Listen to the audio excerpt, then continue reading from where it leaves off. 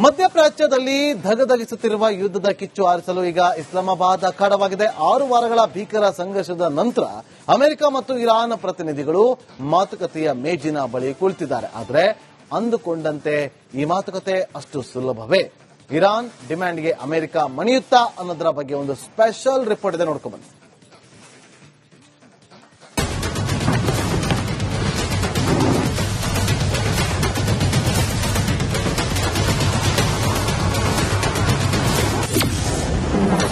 ಗಮನ ಸೆಳೆದ Iran America ಶಾಂತಿ ಮಾತುಕತೆ.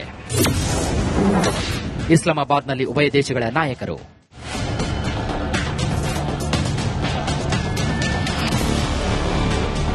ಇಡೀ ಜಗತ್ತಿನ ಗಮನ ಇದೀಗ ಪಾಕಿಸ್ತಾನದ ಇಸ್ಲಾಮಾಬಾದ್ ಮೇಲಿದೆ. 6 ವಾರಗಳ ಭೀಕರ ಯುದ್ಧ, ಜಾಗತಿಕ ಆರ್ಥಿಕತೆಯ ಪತನ ಮತ್ತು ಸಾವಿರಾರು ಜೀವಗಳ ಬಲಿಯ ನಂತರ ಅಮೆರಿಕ ಮತ್ತು ಇರಾನ್ ಅಂತಿಮವಾಗಿ ಮಾತುಕತೆಯ ಮೇಜಿನ ಬಳಿ ಬಂದಿವೆ. ಮಧ್ಯಪ್ರಾಚ್ಯವನ್ನ ಸ್ಮಶಾನವಾಗಿಸಿದಂತಹ 6 ವಾರಗಳ ಯುದ್ಧಕ್ಕೆ ಸದ್ಯ ವಿರಾಮ ಬಿದ್ದಿದೆ. 2 ವಾರಗಳ ಈ ಕದನ ವಿರಾಮವು ಗಲ್ಫ್ ಪ್ರದೇಶದಲ್ಲಿ ಶಾಂತಿ ತಂದಿದೆ. ಆದರೆ ಈ ಶಾಂತಿ ಕೇವಲ ತಾತ್ಕಾಲಿಕವೇ ಅಥವಾ ಶಾಶ್ವತವೇ ಎಂಬುದು ಸದ್ಯದ ಮಾತುಕತೆಯ ಮೇಲೆ ನಿಂತಿದೆ. ಇರಾನ್ ಸಂಸತ್ತಿನ ಸ್ಪೀಕರ್ ಮೊಹಮ್ಮದ್ ಬಗರ್ ಗಾಲಿಬಾಗ್ ಮತ್ತು ವಿದೇಶಾಂಗ ಸಚಿವ ಅಬ್ಬಾಸ್ ಅರಾಗ್ಚಿ ನೇತೃತ್ವದ 70 ಸದಸ್ಯರ ನಿಯೋಗ ಇಸ್ಲಾಮಾಬಾದ್ನಲ್ಲಿದೆ. ಇರಾನ್ ತಂಡ ಬಂದ ಕೆಲವೇ ಗಂಟೆಗಳಲ್ಲಿ ಅಮೆರಿಕದ ತಂಡವೂ ಕೂಡ ಇಳಿಯಿತು. ಉಪಾಧ್ಯಕ್ಷ ಜೆಡಿ ವ್ಯಾನ್ಸ್, ವಿಶೇಷ ರಾಯಭಾರಿ ಸ್ಟೀವ್ ವಿಟ್ಕಾಫ್ ಮತ್ತು ಜೆರಾಯ್ಡ್ ಕುಶ್ನರ್ ತಂಡದಲ್ಲಿದ್ದರು.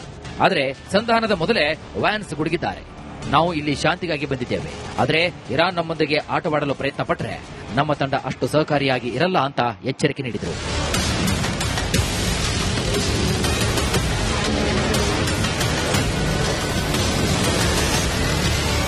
ಮಾತುಕತೆಯ ನಿಯಮ ಸಂಬಂಧ ಅಮೆರಿಕ ಮತ್ತು ಇರಾನ್ ಆರಂಭದಲ್ಲಿ ಭಿನ್ನಾಭಿಪ್ರಾಯ ಹೊಂದಿತ್ತು. ಟ್ರಂಪ್ ಆಡಳಿತ 15 ಅಂಶಗಳ ಬಗ್ಗೆ ಗಮನ ಬಿಟ್ಟಿದೆ. ಅದರಲ್ಲಿ ಇರಾನ್ ಹೆಚ್ಚು ಸಮೃದ್ಧವಾಗಿರುವಂತಹ ಯುರೇನಿಯಂ ತ್ಯಜಿಸಬೇಕು ಅನ್ನೋದು ಕೂಡ ಸೇರಿದೆ. ಹಾಗೆಯೇ ಇರಾನ್ ಮಿಲಿಟರಿ ಶಕ್ತಿ ಮೇಲೆ ಕೆಲವೊಂದಿಷ್ಟು ಮಿತಿ ಹೇರುವುದನ್ನು ಕೂಡ ಒಪ್ಪಿಕೊಳ್ಳಬೇಕು ಅಂತ ಹೇಳಿದೆ. ಅಮೆರಿಕ ಇರಾನ್ ಮಾತುಕತೆ ವಿಫಲವಾದರೆ ಏನಾಗಲಿದೆ ಅನ್ನೋ ಆತಂಕ ಕೂಡ ಎದುರಾಗಿದೆ. ಅತ್ತ ಅಮೆರಿಕ ಈಗಾಗಲೇ ಮಧ್ಯಪ್ರಾಚ್ಯದಲ್ಲಿ ಹೆಚ್ಚಿನ ಸೈನಿಕರನ್ನ ನಿಯೋಜಿಸಿದೆ. ಒಟ್ನಲ್ಲಿ ಜಾಗತಿಕ ತೈಲ ಮಾರುಕಟ್ಟೆ ಮತ್ತು ವಿಶ್ವಶಾಂತಿ ಈ ಮಾತುಕತೆಯ ಫಲಿತಾಂಶದ ಮೇಲೆ ಕಣ್ಣಿಟ್ಟಿದೆ. ಬ್ಯೂರೋ ರಿಪೋರ್ಟ್, ರಿಪಬ್ಲಿಕನ್. ಮಧ್ಯಪ್ರಾಚ್ಯದಲ್ಲಿ ಧಗಧಗಿಸುತ್ತಿರುವ ಯುದ್ಧದ ಕಿಚ್ಚು ಆರಿಸಲು ಈಗ ಇಸ್ಲಾಮಾಬಾದ್ ಅಖಾಡವಾಗಿದೆ. 6 ವಾರಗಳ ಭೀಕರ ಸಂಘರ್ಷದ ನಂತರ ಅಮೆರಿಕ ಮತ್ತು ಇರಾನ್ ಪ್ರತಿನಿಧಿಗಳು ಮಾತುಕತೆಯ ಮೇಜಿನ ಬಳಿ ಕುಳಿತಿದ್ದಾರೆ. ಆದರೆ ಅಂದುಕೊಂಡಂತೆ ಈ ಮಾತುಕತೆ ಅಷ್ಟು ಸುಲಭವೇ? ಇರಾನ್ ಡಿಮ್ಯಾಂಡ್ಗೆ ಅಮೆರಿಕ ಮಣಿಯುತ್ತಾ ಅನ್ನೋದರ ಬಗ್ಗೆ ಒಂದು ಸ್ಪೆಷಲ್ ರಿಪೋರ್ಟ್ ಇದೆ, ನೋಡ್ಕೊಂಡು ಬನ್ನಿ.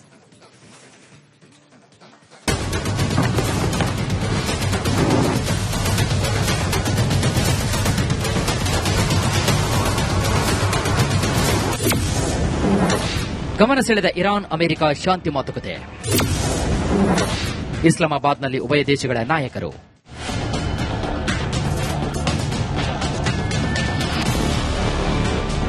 ಇಡೀ ಜಗತ್ತಿನ ಗಮನ ಇದೀಗ ಪಾಕಿಸ್ತಾನದ ಇಸ್ಲಾಮಾಬಾದ್ ಮೇಲಿದೆ.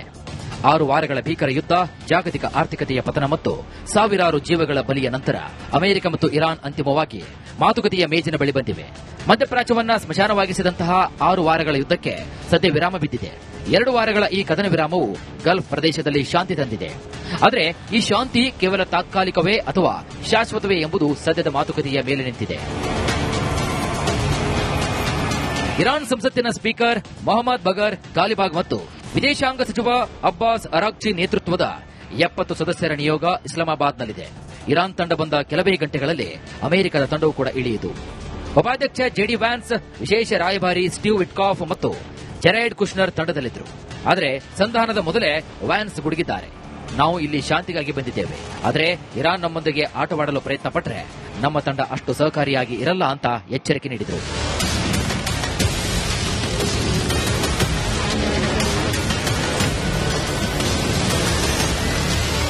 ಮಾತುಕತೆಯ ನಿಯಮ ಸಂಬಂಧ ಅಮೆರಿಕ ಮತ್ತು ಇರಾನ್ ಆರಂಭದಲ್ಲಿ ಭಿನ್ನಾಭಿಪ್ರಾಯ ಹೊಂದಿತ್ತು. ಟ್ರಂಪ್ ಆಡಳಿತ 15 ಅಂಶಗಳ ಬಗ್ಗೆ ಗಮನ ಬಿಟ್ಟಿದೆ.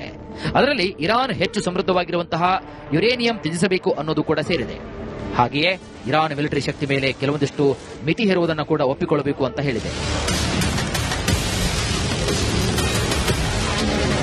ಅಮೆರಿಕ ಇರಾನ್ ಮಾತುಕತೆ ವಿಫಲವಾದರೆ ಏನಾಗಲಿದೆ ಅನ್ನೋ ಆತಂಕ ಕೂಡ ಎದುರಾಗಿದೆ. ಅತ್ತ ಅಮೆರಿಕ ಈಗಾಗಲೇ ಮಧ್ಯಪ್ರಾಚ್ಯದಲ್ಲಿ ಹೆಚ್ಚಿನ ಸೈನಿಕರನ್ನ ನಿಯೋಜಿಸಿದೆ. ಒಟ್ನಲ್ಲಿ ಜಾಗತಿಕ ತೈಲ ಮಾರುಕಟ್ಟೆ ಮತ್ತು ವಿಶ್ವಶಾಂತಿ ಈ ಮಾತುಕತೆಯ ಫಲಿತಾಂಶದ ಮೇಲೆ ಕಣ್ಣಿಟ್ಟಿದೆ. Bureau report, Republic Kannada. ಮಧ್ಯಪ್ರಾಚ್ಯದಲ್ಲಿ ಧಗಧಗಿಸುತ್ತಿರುವ ಯುದ್ಧದ ಕಿಚ್ಚು ಆರಿಸಲು ಈಗ ಇಸ್ಲಾಮಾಬಾದ್ ಅಖಾಡವಾಗಿದೆ. 6 ವಾರಗಳ ಭೀಕರ ಸಂಘರ್ಷದ ನಂತರ ಅಮೆರಿಕ ಮತ್ತು ಇರಾನ್ ಪ್ರತಿನಿಧಿಗಳು ಮಾತುಕತೆಯ ಮೇಜಿನ ಬಳಿ ಕುಳಿತಿದ್ದಾರೆ. ಆದರೆ ಅಂದುಕೊಂಡಂತೆ ಈ ಮಾತುಕತೆ ಅಷ್ಟು ಸುಲಭವೇ? ಇರಾನ್ ಡಿಮ್ಯಾಂಡ್ಗೆ ಅಮೆರಿಕ ಮಣಿಯುತ್ತಾ ಅನ್ನೋದರ ಬಗ್ಗೆ ಒಂದು ಸ್ಪೆಷಲ್ ರಿಪೋರ್ಟ್ ಇದೆ, ನೋಡ್ಕೊಂಡು ಬನ್ನಿ.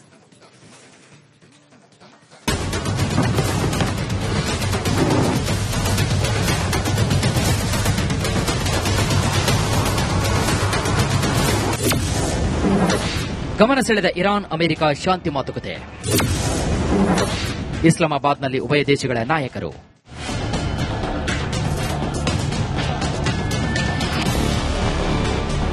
ಇಡೀ ಜಗತ್ತಿನ ಗಮನ ಇದೀಗ ಪಾಕಿಸ್ತಾನದ ಇಸ್ಲಾಮಾಬಾದ್ ಮೇಲಿದೆ.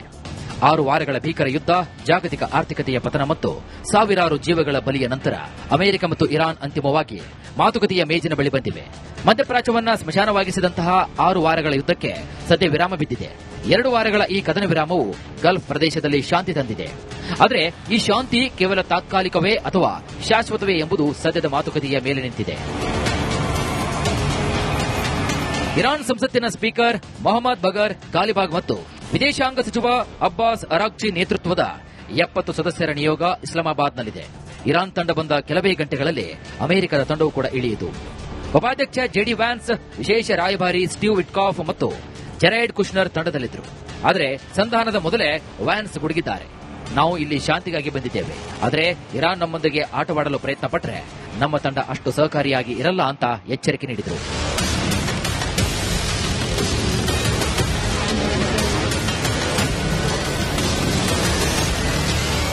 ಮಾತುಕತೆಯ ನಿಯಮ ಸಂಬಂಧ ಅಮೆರಿಕ ಮತ್ತು ಇರಾನ್ ಆರಂಭದಲ್ಲಿ ಭಿನ್ನಾಭಿಪ್ರಾಯ ಹೊಂದಿತ್ತು. ಟ್ರಂಪ್ ಆಡಳಿತ 15 ಅಂಶಗಳ ಬಗ್ಗೆ ಗಮನ ಬಿಟ್ಟಿದೆ. ಅದರಲ್ಲಿ ಇರಾನ್ ಹೆಚ್ಚು ಸಮೃದ್ಧವಾಗಿರುವಂತಹ ಯುರೇನಿಯಂ ತ್ಯಜಿಸಬೇಕು ಅನ್ನೋದು ಕೂಡ ಸೇರಿದೆ. ಹಾಗೆಯೇ ಇರಾನ್ ಮಿಲಿಟರಿ ಶಕ್ತಿ ಮೇಲೆ ಕೆಲವೊಂದಿಷ್ಟು ಮಿತಿ ಹೇರುವುದನ್ನು ಕೂಡ ಒಪ್ಪಿಕೊಳ್ಳಬೇಕು ಅಂತ ಹೇಳಿದೆ. ಅಮೆರಿಕ ಇರಾನ್ ಮಾತುಕತೆ ವಿಫಲವಾದರೆ ಏನಾಗಲಿದೆ ಅನ್ನೋ ಆತಂಕ ಕೂಡ ಎದುರಾಗಿದೆ. ಅತ್ತ ಅಮೆರಿಕ ಈಗಾಗಲೇ ಮಧ್ಯಪ್ರಾಚ್ಯದಲ್ಲಿ ಹೆಚ್ಚಿನ ಸೈನಿಕರನ್ನ ನಿಯೋಜಿಸಿದೆ. ಒಟ್ನಲ್ಲಿ ಜಾಗತಿಕ ತೈಲ ಮಾರುಕಟ್ಟೆ ಮತ್ತು ವಿಶ್ವಶಾಂತಿ ಈ ಮಾತುಕತೆಯ ಫಲಿತಾಂಶದ ಮೇಲೆ ಕಣ್ಣಿಟ್ಟಿದೆ.